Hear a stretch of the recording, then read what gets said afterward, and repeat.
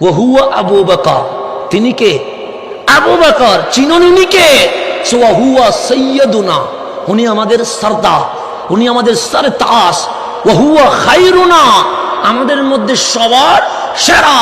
ওয়া আহাব্বুনা ইলা রাসূলিল্লাহ, যদি আমি ওমরের কাছে জানতে চাও নবীর কাছে সবচেয়ে প্রিয় কে, সে 16 লক্ষ সাহাবীদের মধ্যে আমার নবী যাকে সবচেয়ে বেশি ভালোবাসতেন উনি সিদ্দিক আকবর।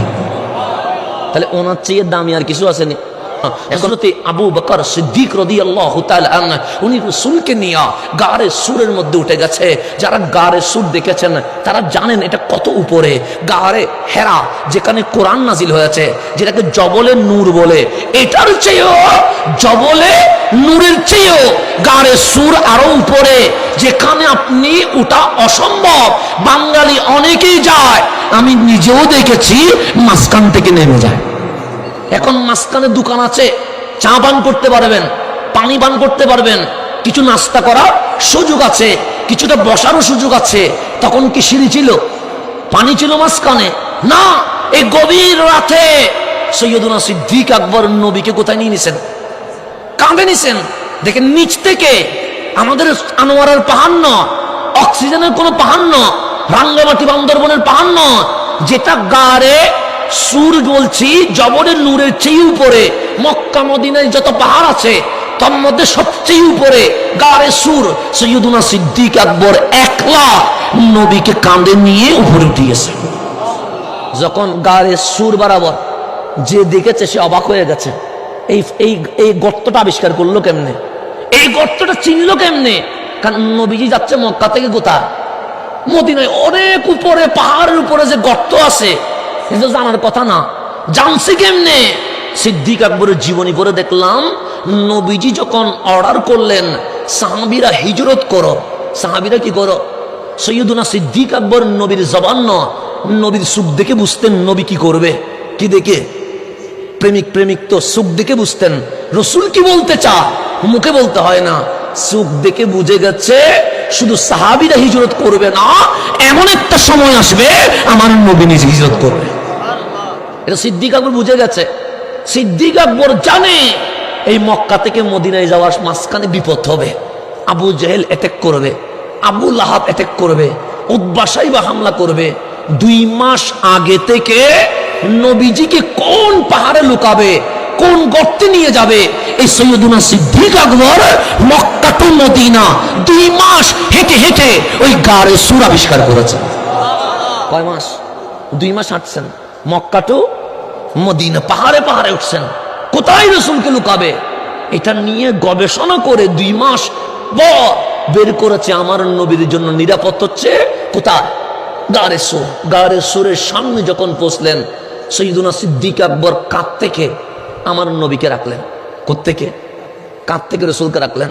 রসুলের পাক ঢুকে যাচ্ছেন কোথায়? গারে সুরে। সৈয়দুনা সিদ্দিক আকবর পিছন দিকে ধরে ফেললেন, ধরে বললেন, ইয়া রাসূলুল্লাহ, জীবনে কোনোদিন আপনার আগে যায় নাই। কারণ আল্লাহ নিজেই কোরআনে বলছে, লা তুকাদ্দিমু বাইনা ইয়াদাইল্লাহি ওয়া রাসূলিহি, আল্লাহ এবং রসুলের আগে যাওয়া সম্ভব নয়, জীবনে কোনোদিন যায় নাই। আপনি সামনে, আমি আবু বকর পিছনে। কিন্তু বেয়াদবি হলেও আজকে আমি অনুমতি চাই, আমি আবু বকর আগে, আপনি নবী পিছনে। আজকে গারে সুরের মধ্যে আপনি আগে ঢুকবেন না, আমি আবু বকর আগে ঢুকবো, আপনি পিছনে ঢুকবেন। দেখেন জীবনে কোনোদিন আগ বাড়াইয়া যায় নাই, কিন্তু আজকে বলছেন ইশক কারে কয়, প্রেম কারে কয়। সে আর রাসূলুল্লাহ বেয়াদবি হলেও আমার অনুরোধ রাখতে হবে, আমি আগে আপনি পিছনে। আমার রসুল বললেন, আবু বকর জীবনেতে এই ফরিয়াদ করলা না, আজকে কেন করলা? সে রসুলের ভেতরে কি না কি আছে আল্লাহ জানে, এই গুহায় কেউ ঢুকছে কিনা এটাও তো জানি না। ভয়ঙ্কর মনে হচ্ছে, যদি জান চলে যায় আমার জাত, আমার কামলিওয়ালার যেন কিছু না হয়। তা আমার নবী সেদিন বললেন, আবু বকর তোমার ফরিয়াদ আমি অ্যাকসেপ্ট করেছি, আজকে তুমি ঢুকবা, আমি নবী পিছনে, কিন্তু ওয়াদা দিলাম জান্নাতে আগে আমি ঢুকে জান্নাতের দরজা খুলে আমি 2 হাত উজাড় করে দিয়ে বলবো, আইনা আবু বকর, আমার আবু বকর কই? গারে সুরে আবু বকর আগে, নবী পিছনে, কিন্তু জান্নাতে নবী আগে ঢুকবে, আবু বকর সরাসরি জান্নাতে ঢুকে নবীর বক্ষ মোবারকে চলে আসবে। এটার নাম সৈয়দুনা সিদ্দিকে আকবর। যখন ঢুকে গেলেন, আমার এখানে অনেক ঘটনা আছে, সেগুলো বলবো না, কারণ যেগুলো জানেন, এখানে সাপের বিষ, এগুলো তো আপনারা জানেন, যেগুলো জানেন সেগুলো বলার দরকার নাই। সব কিছু ইন্তজাম করে আমার নবীজিকে ডাকলেন, ইয়া রাসূলুল্লাহ তাআল, হাবিব আপনি আসেন। কামলিওয়ালা ঢুকলেন, কারণ বিশাল সফর করলেন, নবীজিও ক্লান্ত, সিদ্দিক আকবরও ক্লান্ত, কিন্তু সিদ্দিক তো প্রেমী বিভোর কার? কামলিওয়ালার। উনি যে হাঁটছেন উনি ভুলে গেছে, উনি যে কান নাই উনি ভুলে গেছে, উনি যে ঘুমান নাই উনি ভুলে গেছে, কারণ প্রেম মানুষকে অন্ধ করে দেয়, প্রেম মানুষের বিবেক আর রাখে না। তখন রসুলকে ডেকে বলছেন, হাবিবুল্লাহ আমি বসে গেছি, আপনি নবী শুয়ে যান। সেই জন্য বন্ধু কারে কয় এটাও একটু চিনার দরকার আছে। আমরা বন্ধু চিনতে বড় ভুল করে ফেলি। মাঝে মাঝে বন্ধুরে বলেন চল যাব, তখন বন্ধু জিজ্ঞেস করে কোথায় যাবে, করে কি করে না? ও বন্ধু না, ও কি না? যখন আমি বলবো চল, যদি বলে কোথায় যাবে, বন্ধু না। বাইক নিয়ে শুরু করলেন যাওয়া, হঠাৎ দেখলেন বন্ধু দাঁড়ায় আছে, বলেন ওঠ, যদি জিজ্ঞেস করে কই যাবে, বন্ধু না, কি না? বন্ধু না। ওর বন্ধু বানাবেন না। কেন? কেন? আপনারা বিশ্বাস করে নাই। তো বন্ধু কারে কয়? যদি কাঁধের উপর হাত দিয়ে যদি বলেন চল, যদি বলে চল, কোথায় যাবে নিজেও জানে না, সে বন্ধু তুই যেখানে নিয়ে যাবি আমি সেখানে, ওকে বন্ধু বলে। ওকে কি বলে? বন্ধু। বন্ধু নির্বাচিত করতে তো সাবধান থাকতে হবে। যদি বলে কোথায়, কেন, কিভাবে, বন্ধু নয়। সেজন্য আমার রসুল বললেন আবু বকর চলো, সিদ্দিক বলে রেডি। সিদ্দিক বলে কি? আমার নয় কোথায় যাবা জিজ্ঞেস করবা না, সেটারে কি বন্ধু বলে? যাবা কোথায় আমি কি জানি, আমার কামলিওয়ালা আমার যেখানে নিয়ে যায় আবু বকর সেখানে যাবে। সেই জন্য সিদ্দিক আকবরের ইমানটাও ওইরকম ছিল। আমার রসুল বলেন আল্লাহ এক, সিদ্দিক আকবর বলেন জি, সেটার নাম কোরআন, সে জি। সে আমি রহমতুল্লিল আলামিন, সে জি। তুমি কি শুরু করছো? আল্লাহ যে এক, প্রমাণ চাইবা না? কোরআন যে কালামুল্লাহ, ডকুমেন্ট চাইবা না? আমি যে নবী, মুজিজা চাইবা না? সিদ্দিক বলেন মুজিজারও কি দরকার, কুদরত কি দরকার, প্রমাণও কি দরকার?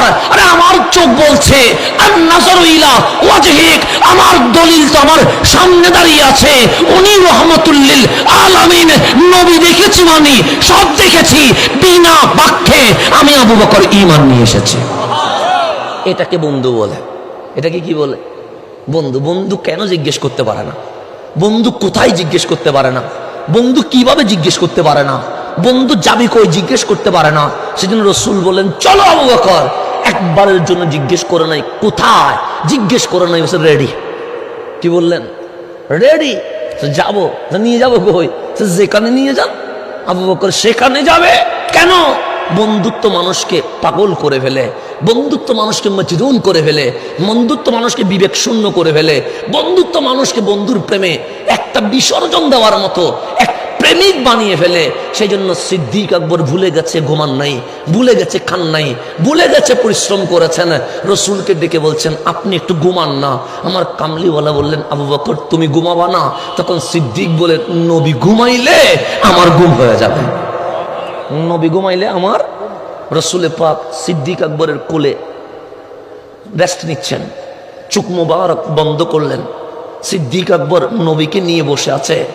একবার নবীজির চেহারার দিকে তাকায়, আরেকবার গুহার বাহিরে তাকায়, কেউ কোনো এসে গেছে কিনা। দেখেন ডিউটি করছে দুইটা, একটা নবী দেখা আর একটা নবীকে সেভ করা। ডিউটি কয়টা? কেমন প্রেমিক ছিল, কেমন প্রেমিক ছিল। রসুলের ধরে আছে, একবার রসুলের দিকে, আরেকবার গুহার বাহিরে দেখে কেউ আসছে কিনা। হঠাৎ দেখলেন কারো কথার আওয়াজ আসছে, হঠাৎ শুনছে তরবারি ঝনঝন করছে, হঠাৎ মক্কার কোন কাফের বলছে এই তো নবীরে পাওয়া গেছে। সিদ্দিক আকবর মাথাটা তুলে দেখলেন সত্যি সিদ্দিক আকবর আর নবীজির কদমের চিহ্ন ধরে মক্কার মুশরিকরা চলে এসেছে, এখনই হামলা করবে। সিদ্দিক আকবর বলেন আমি আমার জান দিয়ে দিব আমার কামলিওয়ালার জন্য, কিন্তু আমি যদি মারা যায় নবী তো একলা হয়ে যাবে, রসুলের যদি কিছু হয়ে যায় তখন আমি মরার পরও তো শান্তি পাবো না। সুখের পানি বের হয়ে গেছে। সিদ্দিক আকবর কাঁদছে, নিজের জন্য নয়। সিদ্দিক আকবর কাঁদছে বউয়ের জন্য নয়।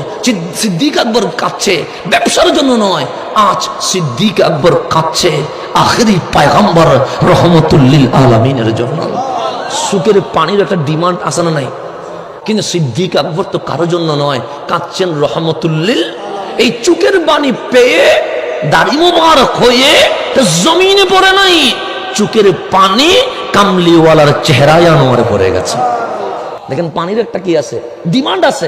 পানি বলছে আমি জমিনে কেন পড়বো, আমি কাপড়ে কেন পড়বো, আমি মাটিতে কেন পড়বো, আমি শালে কেন পড়বো? এই পানি তো দুনিয়ার কারোর জন্য নয়, এই পানি তো রহমতুল লিল আলামিনের জন্য।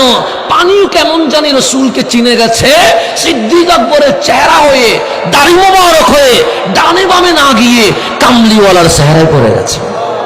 আমার নবী চুপ করে দেখে আবু বকর কাঁদছে। শুয়া থেকে বসে গেলেন, গিয়ে বললেন লা তাখাফ, লা তাখাফ।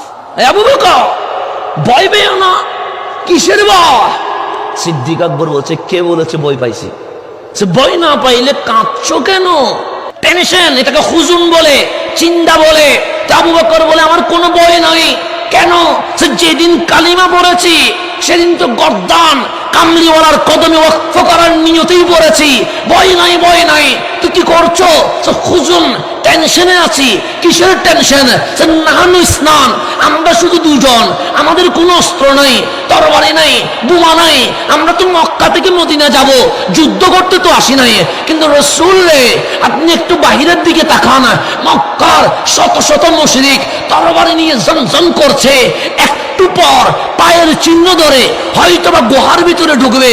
আমি আবু বকর জান দিতে রাজি আছি, একবার নয় শতবার জান দেব। কিন্তু আমি ইন্তেকাল হওয়ার পর আপনি নবী তো একা, আপনি রসুলের যদি কিছু হয়ে যায়, আবু বকর শহীদ হওয়ার পরেও নিজেকে মাফ করতে পারবে না।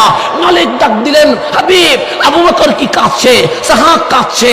আপনি সান্ত্বনা দিয়েন না। আবু বকর কি কেউ সান্ত্বনা দেওয়ার দরকার নাই, আমি আল্লাহ দিব। তখন আল্লাহ বলছেন ওয়ালা তাহজান ইন্নাল্লাহা মাআনা, কোনো টেনশন নাই আবু বকর। কে বলেছে সেখানে দুজন? যেখানে আবু বকর আছে, রসুল আছে, সেখানে তো আমি আল্লাহ আছি। লা তাহজান ইন্নাল্লাহা মাআনা। কে সান্ত্বনা দিচ্ছেন? যিনি কাঁদলে সান্ত্বনা দেয় রহমতুল লিল আলামিন নয়, রব্বুল আলামিন। যিনি কাঁদলে সান্ত্বনা দিচ্ছে, দামি না অদামি? লা তাহজান, কোনো টেনশন নাই। তুমি বলেছো দুজন, তা আল্লাহ উত্তর দিচ্ছে ইন্নাল্লাহা মাআনা। সেখানে দুজন নয় তো, সেখানে হাবিবুল্লাহ আছে, হাবিবুল্লাহ আছে, আবু বকরও আছে। সেখানে ইন্নাল্লাহা মাআনা, সেখানে আমি আল্লাহ তো আছি।